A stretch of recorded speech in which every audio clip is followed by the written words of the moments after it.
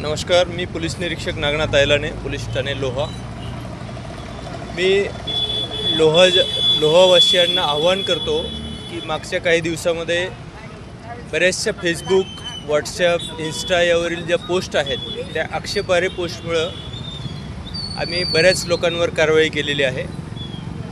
त्यामुळं यापुढे सर्वांना आवाहन करतो की आपण कुठल्याही आक्षेपार्ह किंवा वैयक्तिक टीका करणाऱ्या ज्या पोस्ट आहेत त्या कोणीही टाकू नये। आमच्या सायबरमार्फत सर्व या पोस्टवर वॉच ठेवला जातो आणि त्या जर आक्षेपार्ह असतील तर आम्ही स्वतः त्याचा कॉग्निजन्स घेऊन कारवाई करत आहोत। आत्तापर्यंत आम्ही 7 लोकांवर अशा आक्षेपार्ह पोस्टमुळे कारवाई केलेली आहे आणि यापुढे सुद्धा आमचा सतत त्यावर वॉच राहील। त्यामुळे अशा आक्षेपार्ह पोस्ट कोणीही टाकू नयेत आणि त्यामुळे लॉ अँड ऑर्डरचा इश्यू निर्माण होतो किंवा आपसात वाद घातला जातो।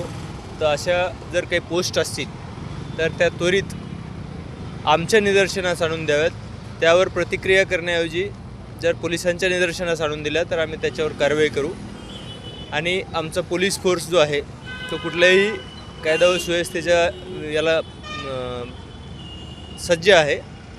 कुठलीही परिस्थिती निर्माण झाली तर आम्ही त्याला सज्ज आहोत, परंतु विनाकारण गुन्हे दाखल होतील या दृष्टीने आम्ही सर्व जनतेला आवाहन करतो की कुठल्याही आक्षेपार्ह पोस्ट आपण टाकू नयेत, फॉरवर्ड करू नयेत किंवा त्याला प्रतिक्रिया देऊ नये। मोर्चा झाल्यानंतर सायंकाळी दुपारच्या वेळी 2 गटाचा राडा झाल्याचं पाहायला मिळालं, तर त्यांना काय आवाहन करणार? तेच आवाहन करतोय की ते सुद्धा वाद जो झाला तो या आक्षेपार्ह पोस्टमुळेच झालेला आहे।